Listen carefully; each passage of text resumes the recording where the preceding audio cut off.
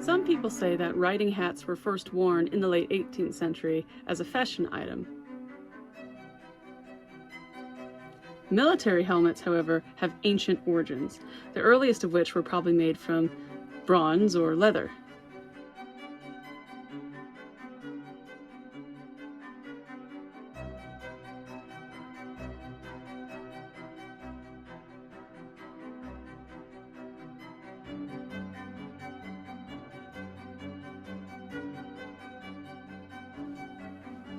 As old as mounted warfare is, so too are cavalry helmets. In the American War for Independence, it wasn't uncommon to wear simply tricorns, particularly if you're a member of a volunteer militia, or even officers, such as General Washington, who preferred a certain type of tricorn himself.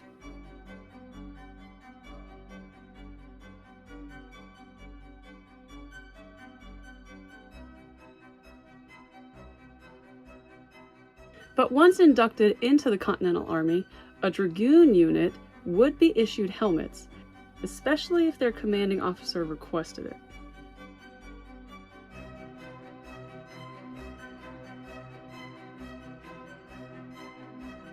Now, naturally, those units who were well-funded could better afford cavalry helmets for their riders. But regardless, it was a very sought-after item, particularly for the mounted soldiers.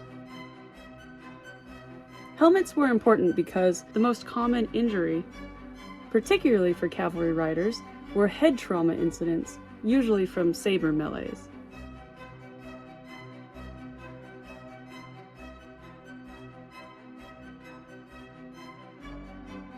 Therefore, helmets were made to withstand and also deflect saber blows as much as possible. Here are a few types of cavalry helmets I've come across when studying the American Revolution. Firstly, leather helmets. We know leather helmets were issued. The first mounted militia unit to be formed was in Philadelphia in 1774. For the defense of the American capital, wealthy merchants collaborated to form the Philadelphia Light Horse. Practicing their drills in the cold morning hours, so as not to be detected by loyalists or British spies, this unit wore leather helmets with white deer tails attached.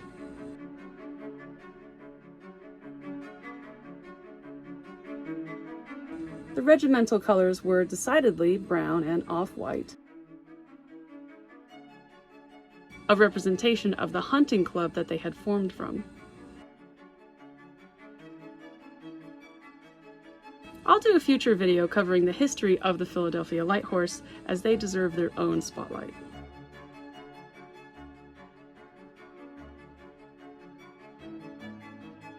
Other units were issued leather helmets as well. The 1st Continental Light Dragoons. According to Lieutenant Charles M. Lefferts, whose book I often refer to for historical uniform, these dragoons wore a helmet of leather with white horsehair crest. An example of these cavalry helmets is the one that I wear for reenactments. So it has a bill to protect you from the sun and a crest with the white horsehair that the 1st Continental Dragoons would have been issued, and then 2 to 3 chains, usually steel or brass. These are designed to deflect the saber blows. If a sword was to hit, this is just added protection to try and stop it or otherwise prevent it from going just straight to the leather. And it's jacked leather, it's very strong, it's sewn together a certain way. And it also has either a black or a brown leather turban.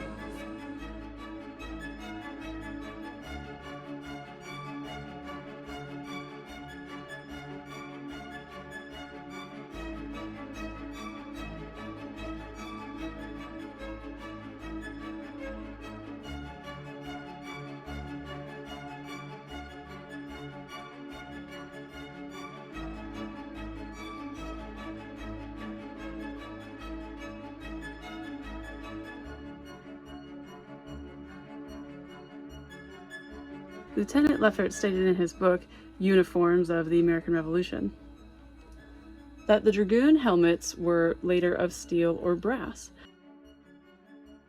turned up at the base,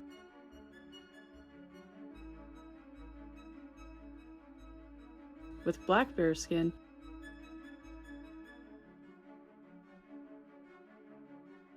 and had long flowing horsehair crests of white or black.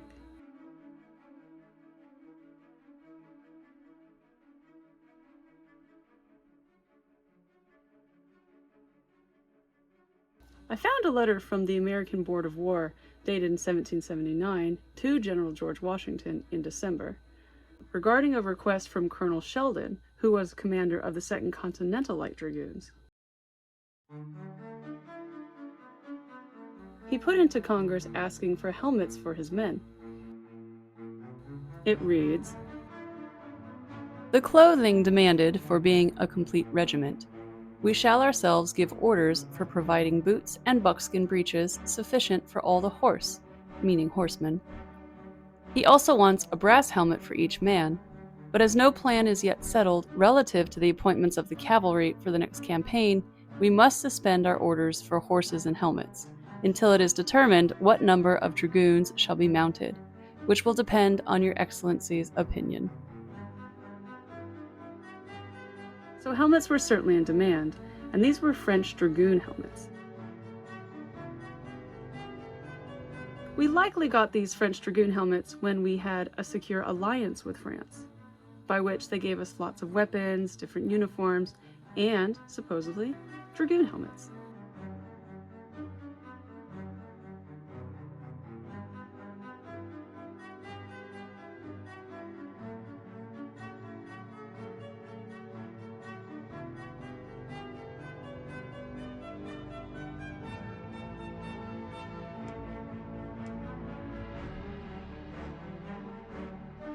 We know this regiment later got the brass helmets that they requested because that golden brass French white horsehair helmet became emblematic of the 2nd Continental Light Dragoons.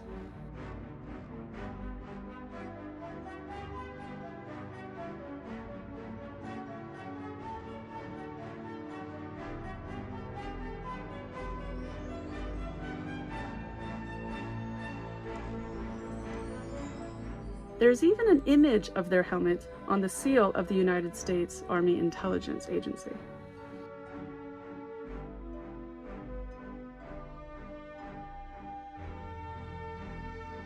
There is also a replica brass helmet on display at the Pentagon in memorial of their Army history and intelligence gathering during the war, particularly under Benjamin Talmadge, who was a leader of the Washington spy ring.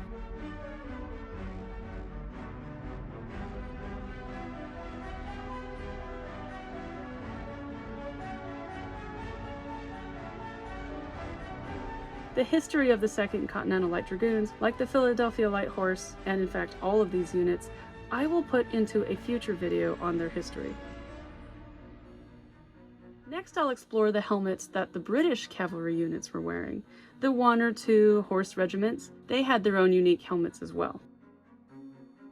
And I'm sure I'll find even more research on helmets of the American Revolution that our horse soldiers were wearing. As my research progresses, I'm certainly going to put those into future videos as well. Anything and everything that I find on horse gear and horse accoutrements for the cavalry will certainly be something that I will make a post on. In the meantime, thanks for watching, and as the holidays progress, I will be posting a video on my most recent adventures at Washington's Crossing in New Jersey and Pennsylvania.